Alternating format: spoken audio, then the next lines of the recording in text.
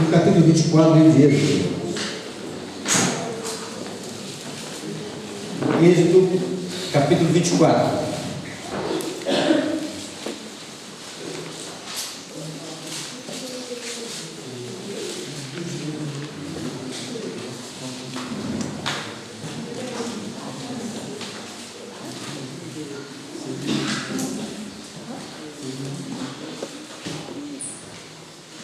Verso 9.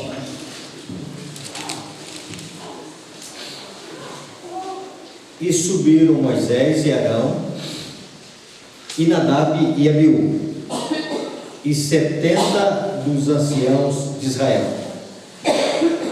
e viram o Deus de Israel, sobre cujos pés havia complementação de pedra de safira, que se parecia com o céu na sua claridade. Ele não estendeu a mão sobre os escolhidos de Israel, porém eles viram a Deus e comeram e beberam. Deus permitiu que seus filhos vissem os seus pés. Deus é espírito, mas Deus é um ser pessoal.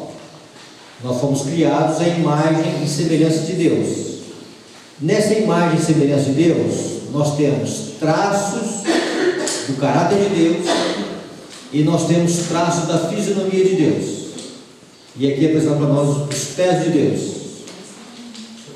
Então, uma visão dos 70 anciãos de Israel, do grupo ali de Arão e de Moisés. Qual o objetivo que eles sobem em direção ao monte? Verso 12. Então disse o Senhor a Moisés: sobe a mim ao monte e fica lá. Dar-te-ei tábuas de pedra e a lei, os mandamentos que escrevi para os ensinares. O grupo chega no momento e Moisés, então, ele deveria agora estar a sós com Deus. Ele iria receber das mãos de Deus os 10 mandamentos, as 2 tábuas da lei de Deus. E diz a palavra de Deus que no verso 15: tendo Moisés subido, uma nuvem cobriu o monte, e a glória do Senhor pousou sobre o monte Sinai. E a nuvem o cobriu por 6 dias. Ao 7º dia, do meio da nuvem, chamou o Senhor a Moisés. Então, há uma preparação. Então, Moisés, ele é coberto por uma nuvem, e durante 6 dias, ele ali permanece. E ao 7º dia, diz a palavra de Deus, que do meio da nuvem, o Senhor o chama. Esse 7º dia aqui é definido no dom profético como sendo o sábado do Senhor nosso Deus. Então, durante 6 dias, Moisés, ele permaneceu ali. E no 7º dia, Deus o chama. E a glória do Senhor pousou sobre o monte Sinai. E a nuvem o cobriu por 6 dias, mas ao 7º, no meio da nuvem, chamou o Senhor a Moisés. O aspecto da glória do Senhor era como um fogo consumidor no cimo do monte, aos olhos dos filhos de Israel. Então vejam bem, a glória do Senhor se manifesta agora de uma maneira que lampejo dessa glória é visto pelos filhos de Israel. E diz a palavra de Deus: e Moisés, entrando pelo meio da nuvem, subiu ao monte, e lá permaneceu 40 dias e 40 noites. Que experiência que Moisés teve! A glória de Deus aqui, apesar de ser como um fogo consumidor, ela não consome Moisés. E aí, pela graça de Deus, pela misericórdia de Deus, Moisés, ele entra agora num aspecto mais solene da sua vida que ele jamais havia presenciado. E ele agora, até onde ele pode ver entender as coisas celestiais, ele está lá em cima, durante 40 dias e 40 noites. Qual era a missão de Moisés? Receber as tábuas da lei de Deus. Quando nós encontramos o capítulo 24, e aí a partir do capítulo 24, nós começamos a ter uma visão da descrição do santuário. Chegando em casa, vocês podem ler a partir do capítulo 25. Então mentalize, Moisés subindo para receber as tábuas da lei de Deus, e também Deus dando a visão para ele de como ele deveria construir um santuário aqui na terra. E ele começa a receber as instruções. Depois que ele é chamado e ele vê a questão do santuário, fazer algo aqui segundo o que havia sido mostrado para ele no monte, ele dá as instruções, e a primeira descrição que nós temos desse santuário, o que é? A Arca da Aliança. Então Deus tinha em mente que essas duas tábuas da lei de Deus, elas estivessem na Arca da Aliança, ou a Arca do Testemunho. Então a primeira evidência que nós temos do santuário é sobre a arca, porque ali Deus iria colocar a sua santa lei. Quão solene e quão importante a lei de Deus, irmãos. Então a construção do santuário, ela parte do princípio da lei de Deus. Moisés recebe as instruções, o tempo vai passando, passa um dia, passa dois, e o povo começa a impacientar. O povo começa a ficar, vamos dizer assim, na expectativa da ausência de Moisés. E vocês conhecem a história, eles vão pressionar Arão, e Arão então vai fazer, vamos dizer assim, um bezerro de ouro. Quando Moisés desce do Monte Sinai, e aí ele vai ver a corrupção do povo de Deus, o carnaval que estava acontecendo lá, a idolatria, a orgia, a festividade, e ele vai pegar as tábuas da lei de Deus, e ele com ímpeto vai quebrá-las, as duas tábuas.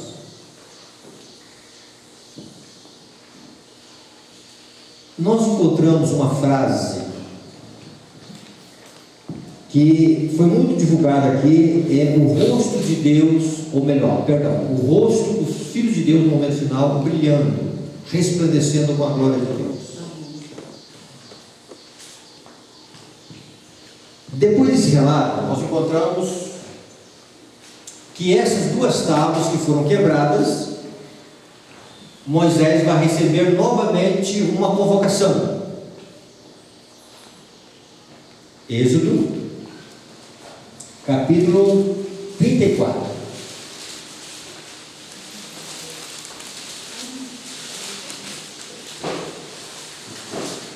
Verso 1.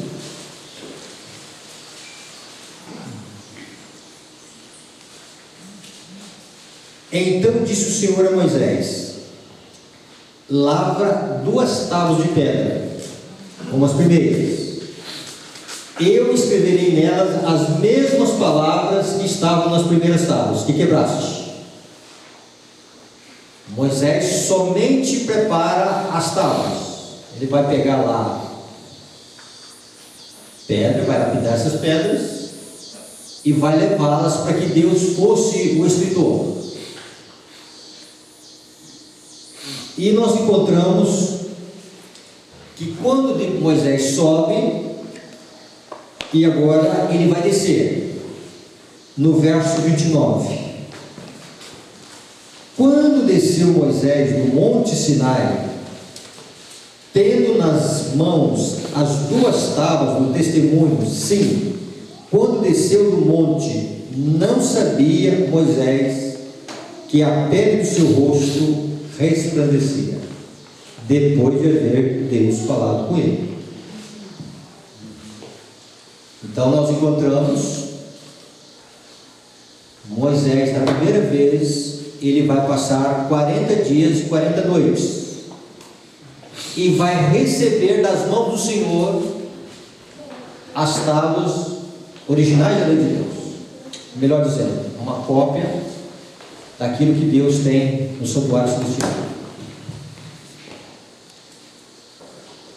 Da segunda vez que Moisés sobe, ele agora vai receber de Deus a inscrição nas tábuas. E quando ele desce com as tábuas já escritas, sem saber, ele está com essas tábuas em mãos, ele não consegue visualizar que o seu rosto está resplandecendo. E da segunda vez, Moisés passou quantos dias? 40 dias e 40 noites, como foi na primeira vez. Então, ele teve uma experiência similar àquela que ele teve no passado. A grande pergunta que nós precisamos entender aqui nessa mensagem: por que o rosto de Moisés não resplandeceu na primeira vez que ele desceu? E por que agora o rosto de Moisés está resplandecendo? Vamos estudar na visão bíblica. Porque Deus passou a glória dele diante de Moisés? Porque Deus passou a glória dele diante de Moisés? Vamos entender isso. No capítulo 32, Moisés quebra as tábuas da lei de Deus. No verso 7, antes de quebrar, aliás, no verso 7, Deus vai dizer o seguinte: então disse o Senhor a Moisés: vai e desce, porque o teu povo, veja aqui que Deus chama o seu povo do povo de Moisés. Moisés é o teu povo, que fizeste sair do Egito e se corrompeu, e depressa desviou do caminho que lhe havia eu ordenado, fez para si um bezerro fundido e o adorou, e lhe sacrificou, e disse: são esses, ó Israel, os teus deuses, que te tiraram da terra do Egito. Disse mais o Senhor a Moisés: tenho visto que este povo, e eis que é um povo de dura serviço. O que significa isso? Povo rebelde, teimoso, um povo obstinado, um povo inclinado ao mal, um povo não disposto a se humilhar diante de Deus, um povo propenso a resistir. Disse mais o Senhor: tenho visto que esse povo, eis que é um povo de dura serviço. Agora, pois, deixa-me. Olha o que Deus está dizendo para Moisés: Moisés, deixa-me. Grifem bem esse conceito, deixa-me. Então Deus está jogando em parte a responsabilidade para Moisés. Deixa-me, Senhor, deixa-me, Moisés,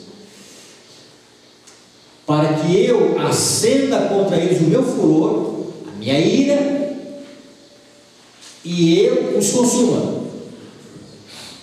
Moisés, que povo rebelde, que povo complicado, Moisés, que povo obstinado, que povo insensato. Moisés, não dá mais, vou manifestar minha ira.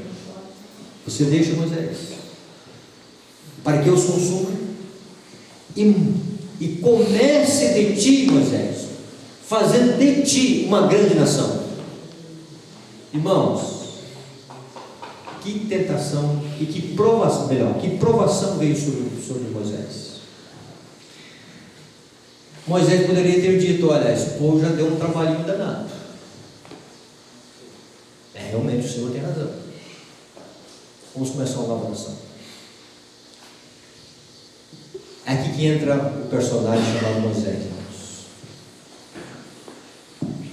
Deus estava dando um espaço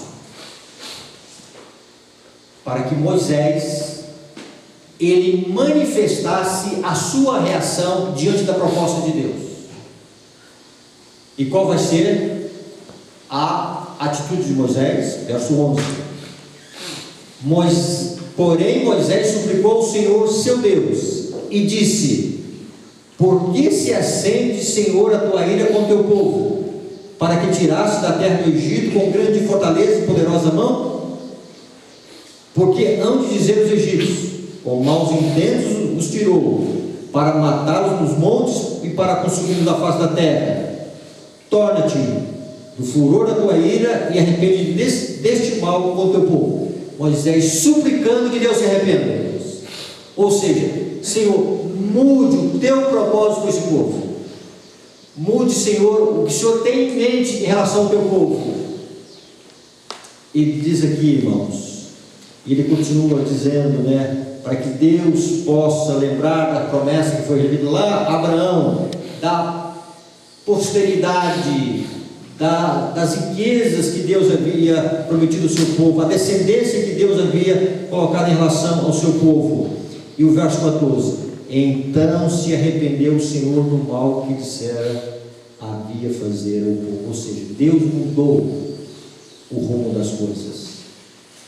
Nesse aspecto, irmãos, Moisés estava negando a si mesmo. Qualquer conceito de grandeza, de exaltação que existisse no coração de Moisés, ele não iria interceder pelo povo, porque o povo havia se rebelado contra o Senhor. O povo estava numa atitude hostil a Deus, e no entanto Moisés ele mostra o amor dele em relação aos seus irmãos errantes. Alguns anos atrás eu fui a um evento de gravadores na igreja local, num determinado ambiente, e quando eu cheguei lá, a liderança dos adolescentes, ou melhor, os adolescentes vieram me procurar, e quando chegaram diante de mim, disseram: pastor, tem um homem armado aqui. E meu coração deu uma balançada. Eu não podia dizer aos adolescentes que eu estava com medo. Eu tinha que mostrar para eles que eu era corajoso, mesmo sem ter coragem.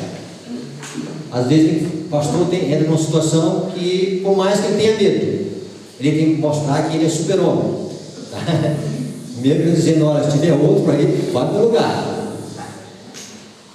Interessante que naquele tempo eu estava fazendo uma mensagem sobre a igreja de Sardes. Eu disse: olha, tal igreja precisa ouvir uma mensagem sobre Sardes. E a mensagem de Sardes, Deus se apresenta à igreja de Sardes, a quinta igreja mencionada no Apocalipse, como uma igreja que tem nome, que está viva, mas está morta. Senhor, que igreja morta? Uma igreja que quer programas, que quer eventos, mas é uma igreja morta. Eu disse: Senhor, tenho que pregar a esta igreja, e essa mensagem de Sardes vai direcionar a esta igreja. E quando eu começo a preparar uma mensagem, pego a palavra de Deus, e na maioria das vezes eu vou ao computador, eu vou no programa do Espírito de Cia, e coloco lá a palavra Sardes, e vou ver tudo que tem de referência a Sardes. todas as passagens. Analisando uma por uma. E ali analisando os sardes, comentando os sardes daqui, sardes dali, encontrei a seguinte expressão: a oração de Caim. Sabe como é a oração de Caim? Deus pergunta para Caim: Caim, aonde está teu irmão? E que Caim responde? Acaso sou eu o orador do meu irmão? Eu não tenho nada a ver com meu irmão. Eu não tenho essa incumbência. Eu disse assim: o que é isso em relação a sardes? Me ensina. Eu quero aprender. Eu quero que o culto da igreja, fazendo uma aplicação exata. Uma igreja que tem nome está viva, mas uma igreja morta. Tem a ver essa igreja com a oração de Caim. E aí, comecei a orar durante a semana, pelo sermão. E no domingo eu estava lá com os desbravadores. E pastor, tem um homem armado aqui. Opa, vamos ver, eu sou homem, né? É um pastor corajoso. E cheguei, e avancei. E aí fui descobrir que, não sei se eles entenderam errado ou eu entendi errado, que o que eles falavam que era uma arma era apenas uma harpa, ou um hinário evangélico chamado harpa cristã. Talvez o homem disse: eu tenho uma harpa, ou o homem falou que tinha uma harpa, eles entenderam arma, alguma coisa. E aí fui descobrir que era um casal de mendigos que estava ali. O quê? Mendigos. Gente perambulante na rua, sem lá. E aí comecei a conversar com o casal. Por acaso eu tinha alguns pães no carro, fiz uma doação dos pães para eles. E então vejam bem, conversei com eles. Olha, nós somos assim, né? Eram alcoólatras, não tinham casa, direito para morar. Mas, irmão, que felicidade viver que é casar. Era benzinho para lá, amor para cá. Tá? Que coisa amorosa que havia entre os dois. Aí conversamos um pouco, pedi o endereço deles. No dia fui para casa. Aliás, fui para casa, no dia comecei a pensar: agora tem que terminar o sermão. Sermão sobre a igreja de Sardes. Senhor, me ensina. Aí o Espírito Santo manifestou. E veio aquele impacto assim na mente. E a voz que veio me ouvindo foi: o sangue de Cristo foi derramado na cruz do Calvário também por esse casal. Caí de joelhos pela misericórdia de Deus.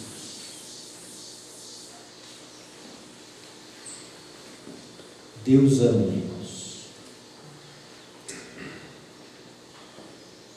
as criaturas dessa terra, os seus filhos. Um amor profundo, irmãos. E aí eu entendi que eu não tinha esse amor. Tem nome que está vivo, mas está morto. Se eu não tenho esse amor. Meu amor é muito parcial. É um amor que, se você gosta de mim, eu gosto de você. Eu não gosto de uma expressão que muitas vezes eu pastor, sou um homem de Deus. Não sou um homem de Deus. Porque se eu fosse um homem de Deus de verdade, eu não passaria longe de um alcoólatra cair na rua.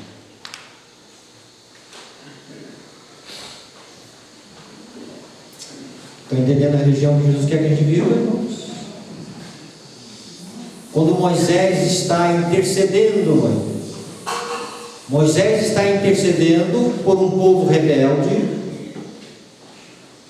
por um povo em pecado, e ele poderia ter um desejo de grandeza no seu coração, mas naquele momento, irmãos, o coração de Moisés estava despido de qualquer honra e grandeza humana. Ele só enxergava o seu semelhante, interceder pelo seu semelhante, fazer alguma coisa do seu semelhante, e ele intercede. Senhor, salve esse povo, tenha misericórdia. Consegue entender porque o rosto de Moisés agora vai brilhar na segunda etapa? Avançando, irmãos, em relação à história de Moisés, no capítulo 33, no verso 12, disse Moisés ao Senhor: tu me dizes, faz subir esse povo, porém não me des saber a quem has de enviar comigo. Contudo disseste: conheço-te pelo teu nome, também achaste graça aos meus olhos. Agora, pois, se achei graça aos teus olhos, rogo-te que me faça saber neste momento o teu caminho, para que eu te conheça e ache graça aos teus olhos, e considera que essa nação é o teu povo. Novamente, irmãos, Moisés, ele vem dizer para o Senhor: Senhor, a tua nação é esta? Mas Senhor, tem muitas dificuldades na igreja, mas é teu povo. Moisés tinha um profundo amor pelo povo de Deus, irmãos. Mesmo em algum momento que o povo de Deus se rebelava contra Moisés, ele amava o povo de Deus. Ele amava a igreja de Deus, a causa de Deus. Ele não era conveniente com os pecados que ali existiam, mas ele queria salvar o povo de Deus. Se a gente for mais além, ainda na visão de Moisés, ele vai interceder. E vejam bem, antes desse conceito de Deus revelar algumas coisas para ele, no capítulo 32, voltando agora ao capítulo 32, no verso 30, no dia seguinte disse Moisés ao povo: vós cometeste grande pecado, agora pois subirei ao Senhor e porventura farei propiciação pelo vosso pecado. O que significa isso, irmãos? Tem uma palavra, tem uma tradução que diz expiação. Moisés estava disposto a morrer pelo povo. A vida eterna estava expulsada. E morrer a vida eterna. Perder a vida eterna. Ai, irmãos, que amor. Mas que o povo fosse salvo. E essas coisas me conflitou no ministério. Removeu uma pessoa da igreja. Estou eu disposto a dar a vida por ele? Para um povo rebelde. Para um povo rebelde. Estou eu disposto a dar a vida por ele? Não, mas estou disposto a arriscar da igreja. Entende por que Moisés, o rosto dele brilhou? Eu estou disposto a fazer expiação. Vou tornar favorável o Senhor com o povo. E eu assumo a culpa deles. Eu assumo a culpa deles, Senhor. E o Senhor pode riscar o meu nome do livro da vida. Não é o nome da igreja, não. É o nome do livro da vida. Riscar o nome do livro da vida significa perdição eterna, rejeição de Deus. Não tem a expiação ao seu favor, não tem perdão ao seu favor. Moisés estava pedindo a Deus isso, irmão, não pelo pecado que ele havia cometido, mas pelo pecado do povo, pela rebelião do povo. E agora ele começa a dizer a Deus: Senhor, se o Senhor tiver misericórdia desse povo, eu vou fazer expiação por eles, ou propiciação.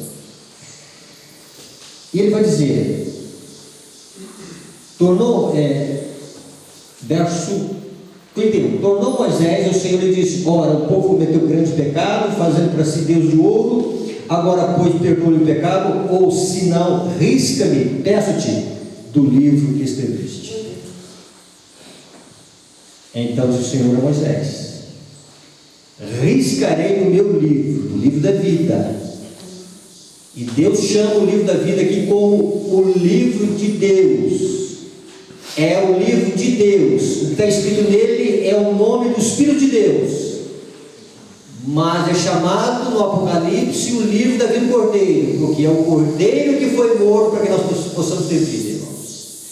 Se nós temos o nosso nome no livro da vida, e se ele permanece no livro da vida, é porque Cristo assumiu a nossa culpa. E mais do que isso, ele manifestou, e glória a Deus por isso. Isto é motivo da glória a Deus. É Deus dizendo no livro da vida: vive, ó pecador, vive, candidato à morte eterna, para agora candidato à vida eterna, porque alguém assumiu a sua culpa, alguém fez expiação na cruz do Calvário do seu pecado, alguém te redimiu, alguém te libertou, alguém assumiu o teu lugar. Isso é expiação. E Deus diz a Moisés: eu não posso fazer isso. A decisão individual de cada um, eu não posso fazer com que ela seja transferida de um humano para um humano. Tá? E o Senhor a Moisés: riscarei no meu livro todo aquele que pecar contra mim. E Deus está dizendo: Moisés, vai conduzir esse povo. E aí Moisés está pedindo a Deus: Senhor, quem vai junto comigo? Se o Senhor não vai, quem vai junto comigo? Eu quero conhecer o teu caminho. E Moisés vai um pouquinho além, irmãos. Ele vai no verso 14, capítulo 34.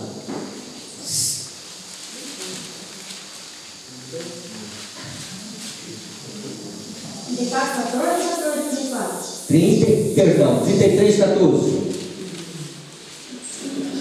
Respondeu-lhe: a minha presença irá contigo e eu te darei descanso. Viram ontem o descanso de Deus? O povo cansado. O descanso está relacionado com a presença de Deus, não está à parte de Deus. Jesus vai colocar o descanso em duas linhas. Ele vai dizer: vinde a mim todos que estáis cansados e sobrecarregados, e eu vos aliviarei. Irmãos, Jesus não quer nenhum peso em nossa consciência.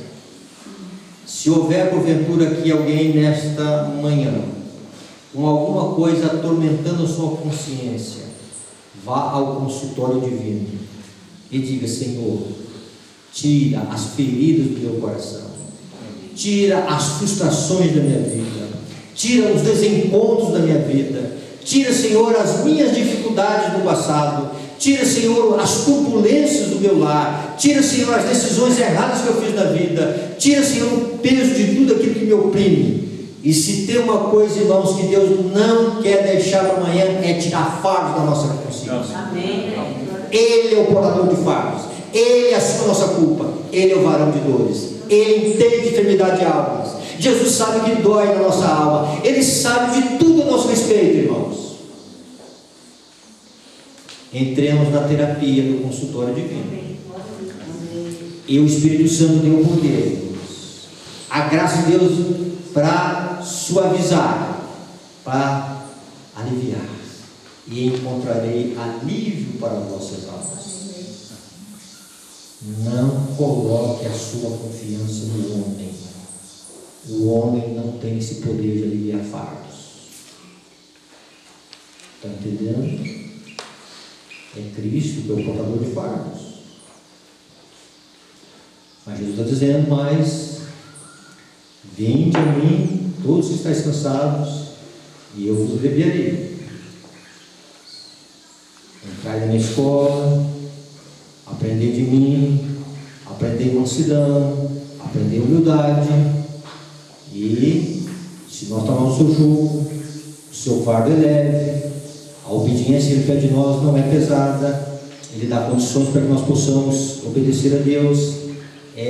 Então, se ele pede obediência, é a obediência que ele cria condições para que nós possamos obedecer. E aí ele vai dizer: e achareis descanso para as vossas almas. Depois de quê? Depois de que nós entrarmos na escola de Cristo. Aí vem um descanso mais elevado. É aquilo que nós vimos ontem: dai descanso ao cansado. Este é o descanso, o refrigério, mas não quiseram ouvir. E agora Moisés está dizendo a Deus: Senhor, se a tua presença não for comigo, Senhor, eu não vou sair desse lugar.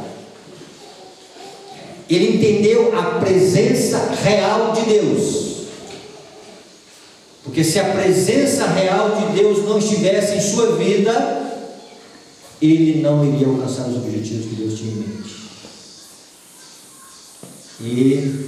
E seria uma história do deserto, mas uma história sem objetivo. Irmãos, o que nós mais precisamos é da presença de Deus, uma presença pessoal. Amém. Não é uma presença figurativa, é a presença de Deus em nossa vida, a história da igreja. E quando essa presença estiver em nossa vida, o descanso, o refrigério vai estar. Porque o refrigério pela presença do Senhor, ou com a vinda do Senhor, o refrigério acontece. Mas vamos lá. Moisés não está satisfeito, e ele avança mais. Moisés é aquele que quer cada vez mais um suspiro do conhecimento do Senhor.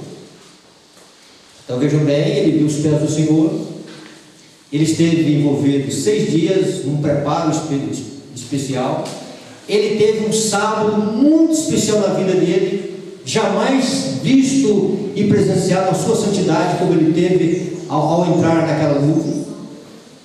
Ele passou 40 dias e 40 noites, irmãos, uma dimensão lá do céu que eu não sei explicar para os irmãos, até onde ele comungou com Deus lá.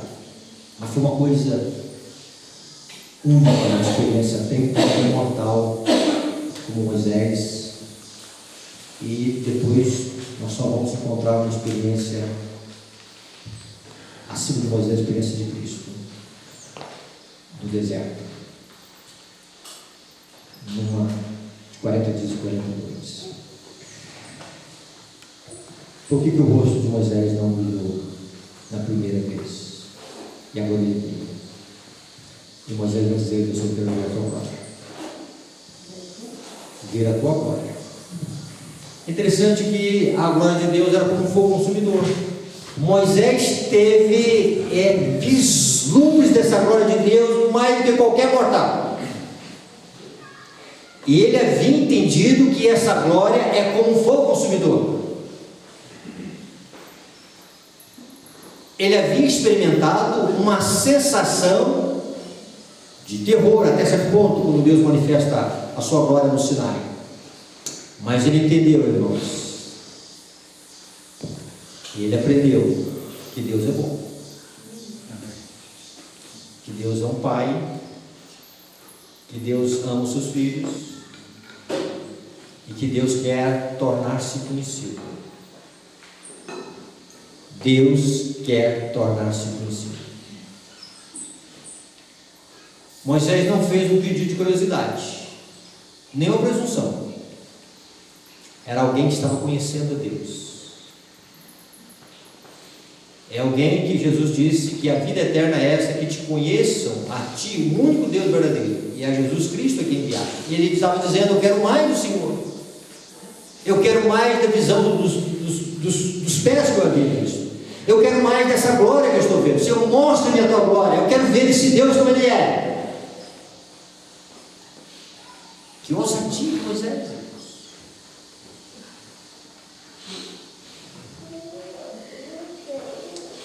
E aí Deus diz: Moisés, Nenhum homem pode ver a minha face e viver. Mas Deus fez passar perante Moisés toda a sua bondade. Toda a sua lealdade. Bondade. Um Deus bondoso. Um Deus longânimo. Um Deus misericordioso. Moisés teve uma concepção do caráter de Deus.